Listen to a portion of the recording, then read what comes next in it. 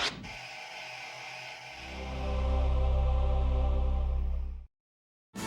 amazing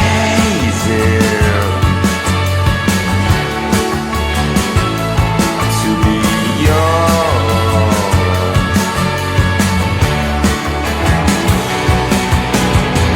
Sometimes I wake up and it's time To be young, yeah. Those are my boys again. That's Fontaine's DC. That is their latest single from Romance. Amazing to be young. I'm Ralph Strangis. This is the Ralphcast podcast, the TV show. Yes, people are saying, well, it's not like a podcast. It's not really a podcast. Everybody has a podcast, so I just call it a podcast. It's more of a TV show because I'm from TV. So here we are. And on this week's Ralphcast podcast, we got some good stuff going on. Our guests, Savannah Huemuller, will update us on the Dallas Stars coaching search and potential trade bait, maybe. Well, we'll get into that. And I'm so excited. Finally, I got her on the show. Sarah Sivian, who is a wonderful writer, terrific reporter, great hockey person, and just really smart person, and somebody that I've always wanted to connect with here. We're connecting. We're going to talk about why is it Hurricanes and my Stars can't seem to get there, and also, why doesn't anybody want to look outside North America for a coach? All that and more coming up. And today, we also have the return of Ralph's Show and Tell. An ice bucket, a wine bottle, and a decanter set. And all of these are supreme collectibles. We'll have that and more. And then at the end, we'll have the Ralphstack segment on Jim Nill's coaching search. And why again? Why won't he look outside North America? The answer might surprise you. Anyway, let's get it all kicked off. Let's get the update on where the Dallas Stars are with their coaching search. Let's bring in Savannah Huemuller from D210 Sports.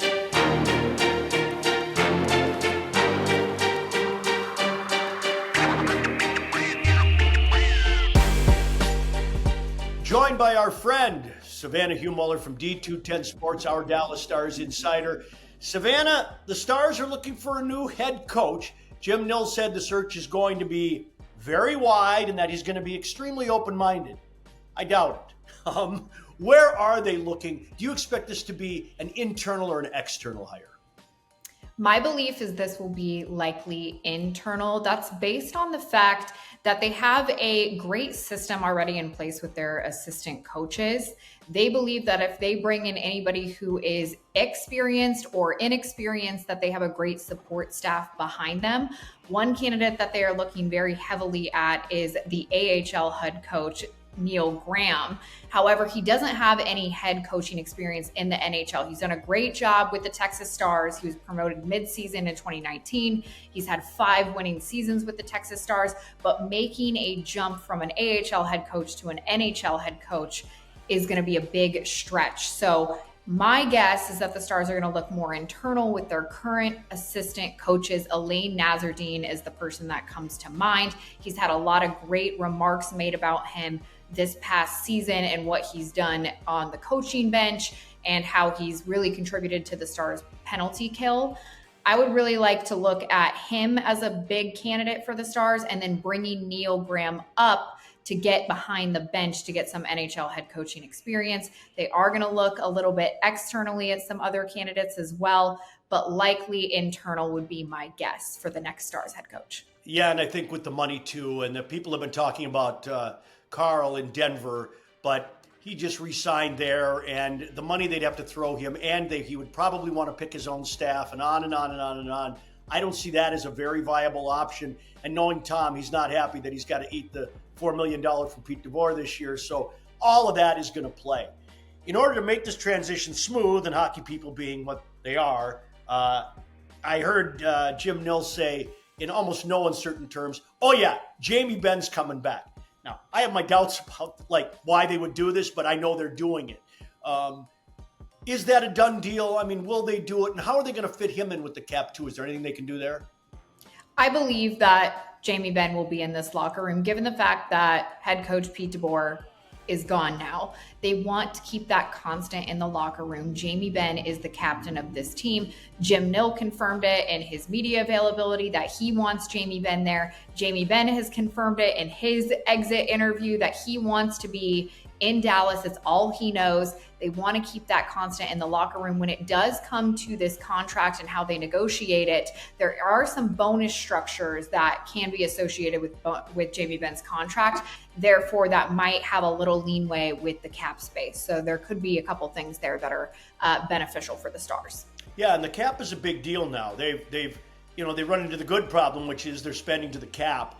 But they have 16 players under contract for next year and only $5 million worth of cap space. So something has to happen. And one of the things that may happen, which fans are not excited about, of course, is Jason Robertson's name has been rumored. He's on a bridge deal now, and they're going to have to pay him a lot of money. But, as my friend Bob Sturm and I discussed, the reason you go get Mikko Rantanen is you'd prefer Mikko Rantanen to a guy like Jason Robertson, which is what I think happened. How much in play is Robo? Is it all speculation right now? Are you hearing anything out of the room or anything? This is all hearsay, lots of trade rumors going on. The Stars really do need to look in depth whether it makes sense that Jason Robertson is on this team. Like you just mentioned, Mikko Rantanen, who they brought in and they've invested a lot of financial obligations into for the next 8 years. Does it make sense to have Mikko Rantanen and Jason Robertson playing on the same line? What can you look at when it comes to Jason Robertson's past years with the Stars and what he's done in the postseason? And, will he fit into that cap space with the amount of guys that you already have structured into the roster going forward for years to come? There's a lot of rumors going around about Jason Robertson, so it's just hearsay right now, but I think we'll know later on. All right, and you were bang on in your earlier reporting about, hey, there's something going on here. It's big.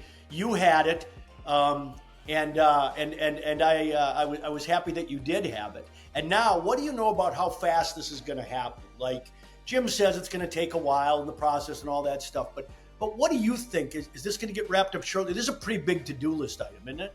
Like, what are they doing right now? Right. Jim Nill specifically said it'll be a hectic 3 weeks. This week, they are focused on a lot of their scouting when it comes to the NHL draft coming up. They also are going to start talking to different candidates for the head coaching position. And I believe that in the next couple weeks is when we're going to find out who that next head coach is, based on the fact that you technically wouldn't want to go into that July 1st date when free agency opens up without a head coach. I think they want to start getting somebody implemented into the system. And if they already do have potentially an internal person that they're bringing on, at least that person is already maybe aware of some of these systems. So it just kind of depends on what the next 3 weeks looks like. But Jim Nill did say it's going to be pretty hectic. So I would likely suggest the next 2 weeks we'll know a little bit more on the head coach. All right, well, keep an eye on it for us, will you? We'll check in with you soon. Do. Thanks, Savannah.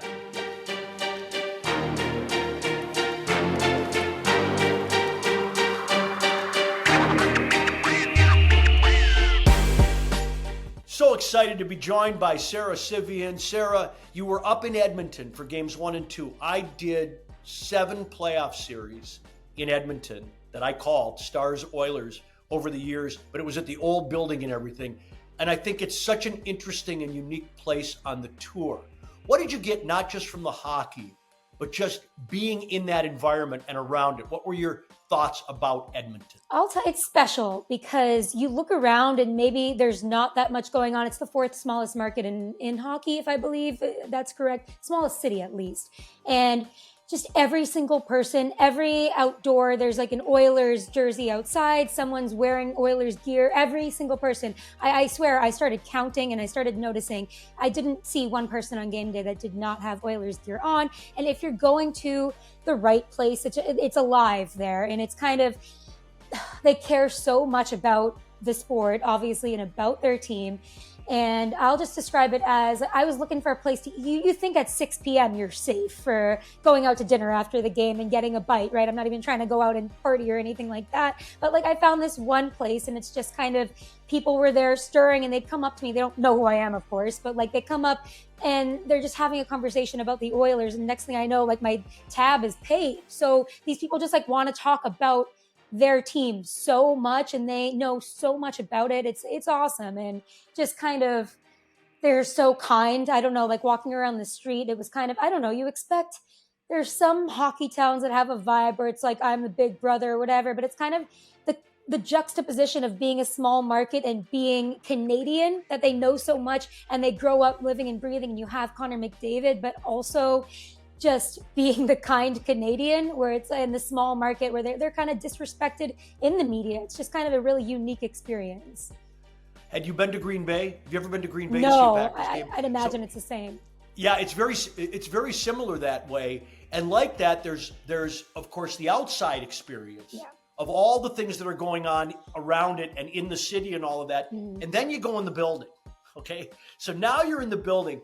Tell me what that experience was like in that building for those two playoff games. See, I've been in the building a few times covering the Hurricanes, and I'll say that's one of the most pristine buildings, the new one in the league. It's so sleek and it's so worthy of like the Wayne Gretzky, the Connor McDavid. It gives you that like esteemed vibe with all the history. I just love it.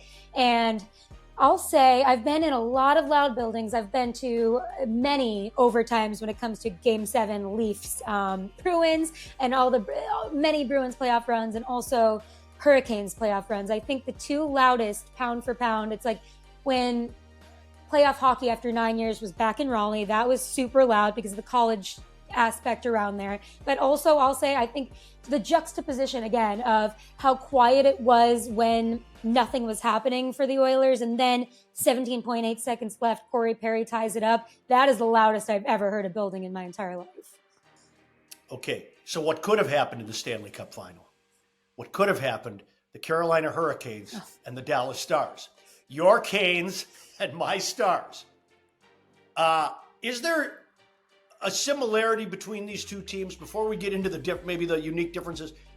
Why did they both fall short? Because you and I both pay pretty close attention to these respective teams. Right. We bend over backwards every year, right? When it comes to both of these teams, that's one similarity. It's like trying to figure out, are they broken or is it just different teams it's a little bit of luck. It's a little bit of a trade like a Matthew Tkachuk that changes the world, and like a Bill Zito. But Bill Zito and Jim Nill kind of remind me of each other in ways that they're not afraid to be aggressive in these atypical markets. But I'll say, yeah, I think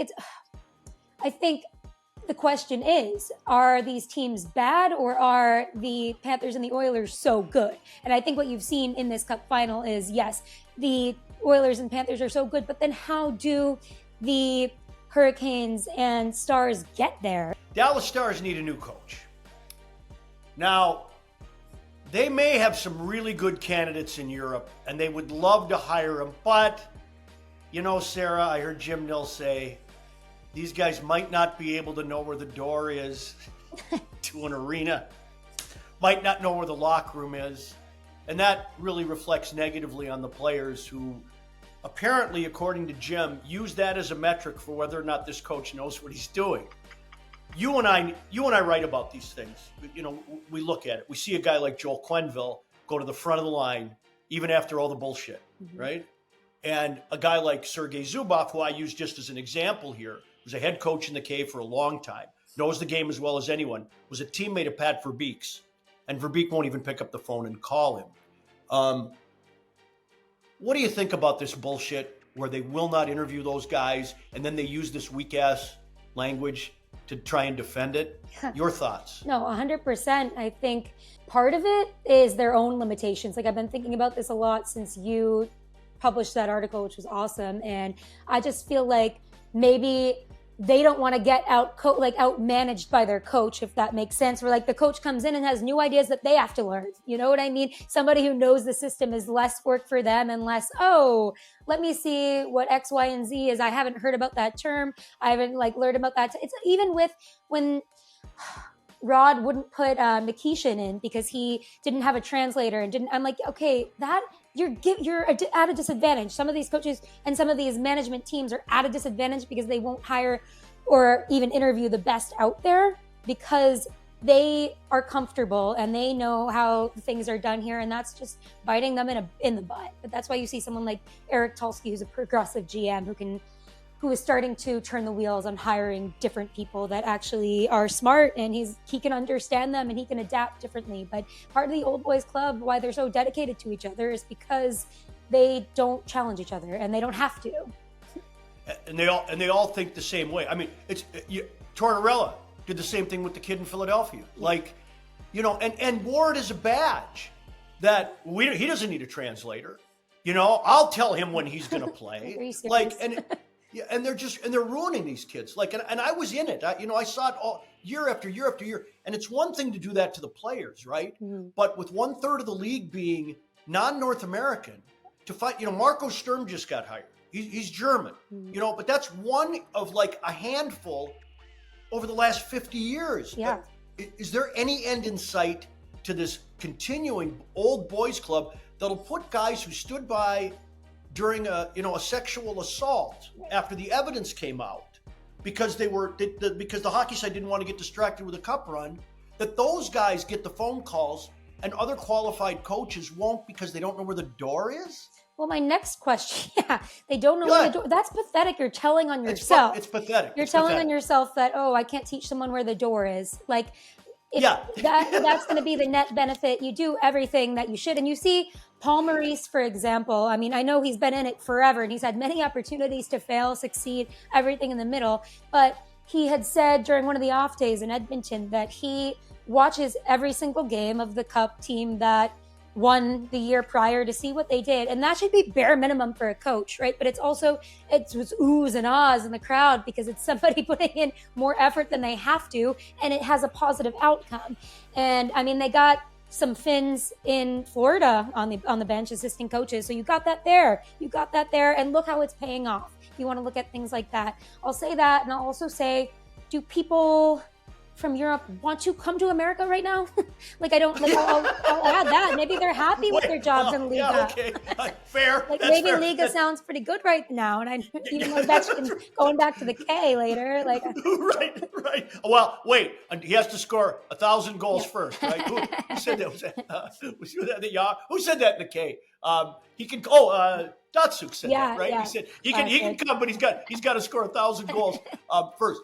And I look at this, and this is the discussion I want to have with you. And hopefully we'll do this in other forums and stuff going down the road. Yeah. But, I even look at officiating, and all these guys are North American, and they all played the game the same way. They're all trained the same way. They all see it the same way. Then, well, you know what? Maybe they didn't quite see it all. Let's throw it to Toronto, where you've got old North American guys. You got Colin Campbell, 72 years old, looking over everybody's shoulder. Like, this stuff is so deep. I wonder if people even understand how brainwashed this culture is. Am I the only one seeing this, or help me here? You bring this up, and it's funny because year after year, there's people that work in the Department of Player Safety or with the league, and I'm asking them kind of like, because they see things the way I see things. So I'm like, so when are things gonna, I don't know, even something that isn't political or controversial. I mean, goaltender interference is as controversial as it gets on the ice, but I'm thinking, I asked them once, how are we going to do things to change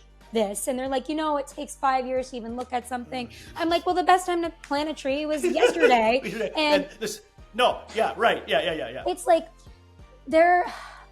the refereeing and the officiating conversation protects the league because they have a scapegoat, when it really is a lot of the time the rules could be more specified. And it's just kind of the back and forth of all that where we complain every single year, and there could be things to change, even when it comes to there's too many officials on the ice and there should maybe be one in the penalty box kind of looking at things overhead. Yeah, we could change that, but that's going to take 5 years. The CBA is tough right now. What do you mean? Just do it. I don't know. You guys are pretty old. You've been here for 50 plus years. Why not spend one of them changing the rules?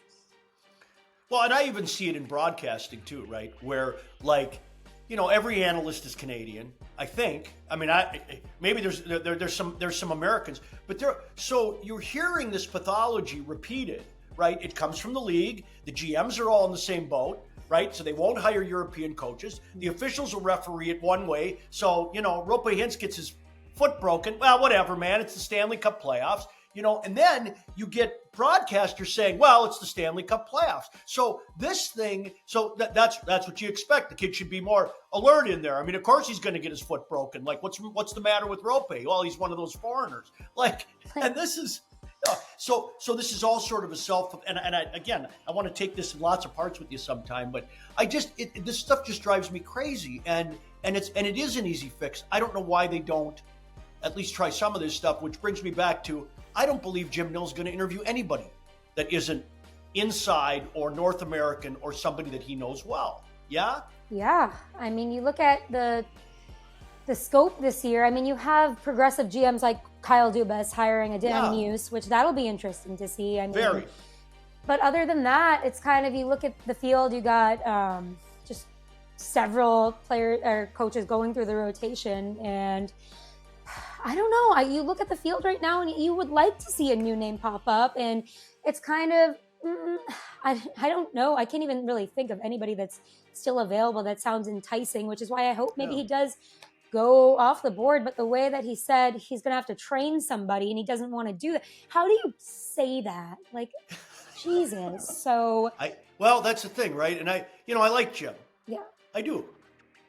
But that's some weak ass shit and you know to what? say, right? It's probably illegal. Yeah. I mean, seriously, it's probably illegal to say. I like the guy, but I'm allowed to criticize him, which is why I love your work, because of course you have a passion for this franchise, and it's kind of the same. But the Hurricanes, like, I see the ins and outs of it, and I want to hold people accountable, because I want to see.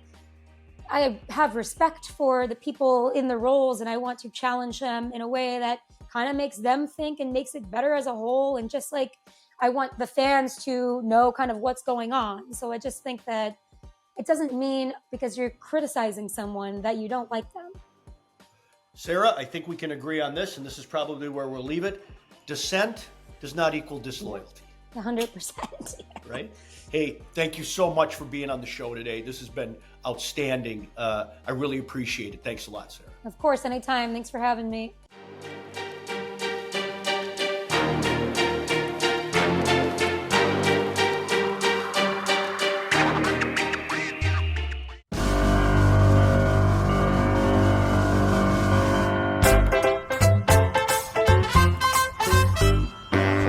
I have missed that song so much. Welcome to the Ralphcast podcast, the TV show Show and Tell with Ralph. Okay. An ice bucket, a bottle of wine, and a decanter set. Why are these so important? Well, here. This is a Met Center ice bucket.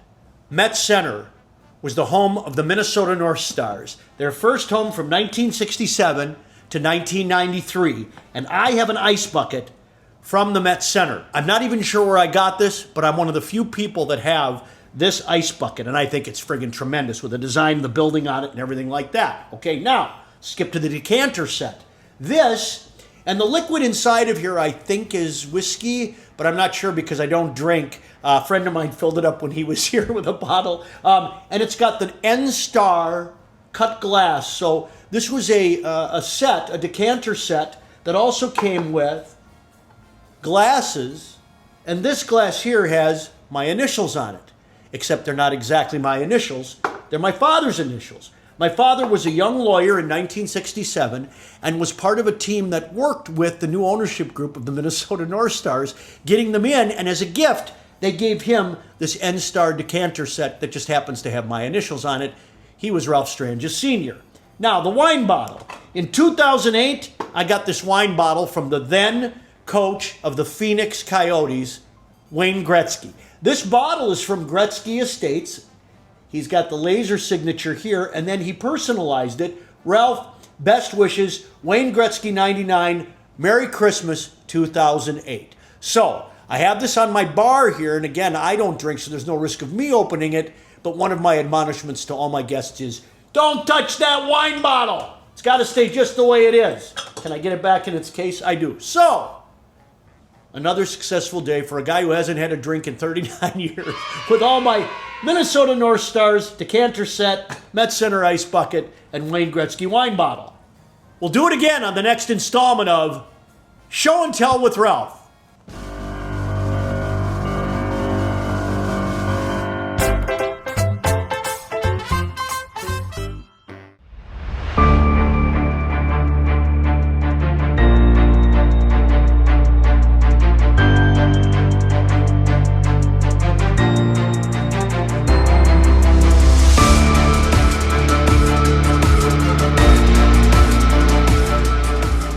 Finally, in today's Ralphcast, the Dallas Stars fired their head coach Pete DeBoer Friday, and in so doing, gassed the NHL's winningest bench boss over his time in Big D. Now what? Stars GM Jim Nill expressed a desire to look both internally and externally for his new coach. He said Friday that he intends for the search to be very wide and that he'll be open-minded. What does that mean? I hope it means what he says it means, but I got real doubts here for all kinds of reasons. If you've read this space at all, you know I'm critical of the NHL, whose league is comprised of 1/3 non-North American players, for not hiring GMs and head coaches from outside North America. Hell, they don't even look. It's time that they do. And I got at least one guy for them to look at. He's been a head coach in the KHL since the 2015-16 season, with over 300 games coached behind the bench. He's had experience consulting with NHL teams and coaching NHL defensemen. He's an NHL Hall of Famer with 2 Stanley Cup rings. He's only 54, still a young guy for a position like this, and his number is hanging inside American Airlines Center. Yeah, it's Sergei Zubov. And I'm not suggesting at this point that the Stars hire him, but I'm going to push hard that they at least interview him. Give him a shot to make his pitch. Give him a chance to practice interviewing for an NHL job because he's more than qualified and he's part of the Dallas Stars community. And if the Dallas Stars won't give him a look, no one else will. In fact, not interviewing Sergei Zubov for this job would be pretty damning of the Stars organization. The Boston Bruins just hired German-born Marco Sturm as their new head coach. That's one. There's been 5 or 6 in league history. Let that sink in. There's no reason for the Stars not to bring him in, but if I'm betting, it's unlikely they will. The practice of hiring retreads and old friends and colleagues is the way of the NHL. North Americans haven't, don't, and won't look past their old neighborhood buddies. It's the way in all key positions of power in the NHL. Now, the NFL's Rooney Rule, put in place in 2003 to promote the league at least glancing in the direction of hires who wouldn't otherwise get a look, was implemented because the old boys just kept hiring each other, just like what happens in the NHL.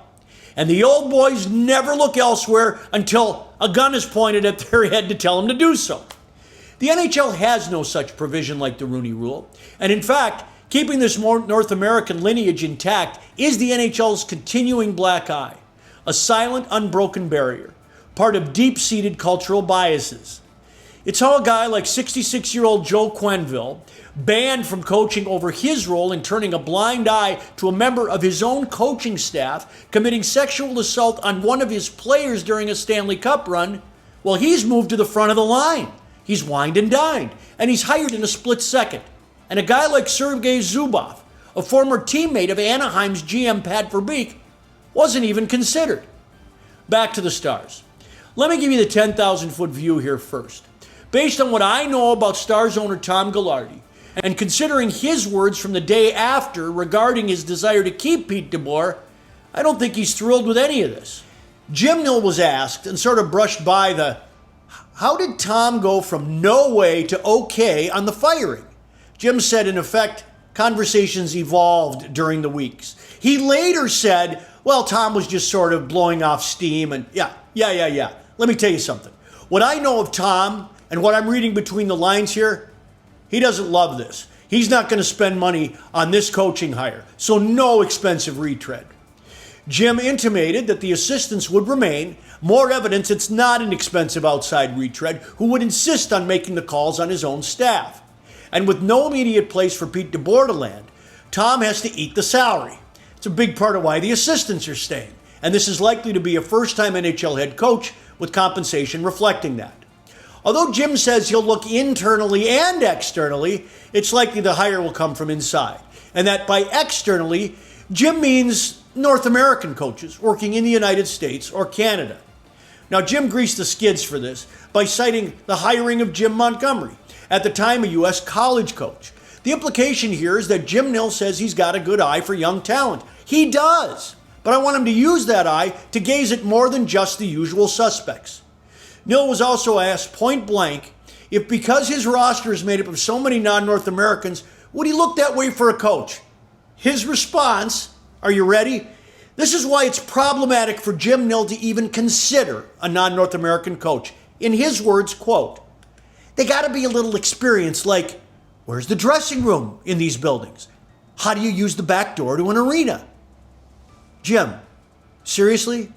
The reason you won't look that way is because they may not know how to open a door in a building or know where the locker room is? And that supersedes all other qualifications? Or, as Sarah Sivian said today earlier in the show, you don't have any interest in learning from him and maybe helping him by showing him where the door might be? Jim Nill followed up with, well, players are watching this too, and, does this guy know what he's doing? Are you fucking kidding me? The litmus test for a player of whether or not a coach knows what he's doing is whether or not he knows where the door is in an arena that he's never been to? Come on. I like Jim, but this is some weak-ass bullshit right here. And then the implication that, ooh, what will the players say, is another potential trouble spot. Speaking to Jim's at least partial deference to the room on the matter, which, given how it happened that Pete DeBoer is no longer coaching, is quite a concern. Look, it doesn't cost anything to do what Jim said. Go very wide and be open-minded. Bring in one, will you? Just one from outside the inner circle. Bring in Sergei Zubov for an interview. Not because he was born in Moscow and he's Russian, but because he's very qualified. He's earned the chance to interview. And Jim, from me to you, I can vouch that he knows where most of the doors and rooms are in the NHL. And since that's your main concern here about interviewing qualified coaches from outside North America, let me put your mind at ease. That's our Ralphcast for today. Thanks to Savannah Hugh-Muller, our Dallas Stars insider. Thanks to the great Sarah Sivian. She and I will do more and more together here in the coming months on Substack and here on the Ralphcast podcast, the TV show. Thanks to the best assistant there is, Kelly Ortiz. And now, let's take you out with some images from Sunday. Carlos Alcaraz and Jannik Sinner's epic 5-set duel in the French Open on Sunday. I published a Substack piece on this the other day. This might have been the greatest tennis match in history. Next week, a new Ralphcast podcast, the TV show. Until then and for now, I'm Ralph Strangis. We'll see you next time, right here.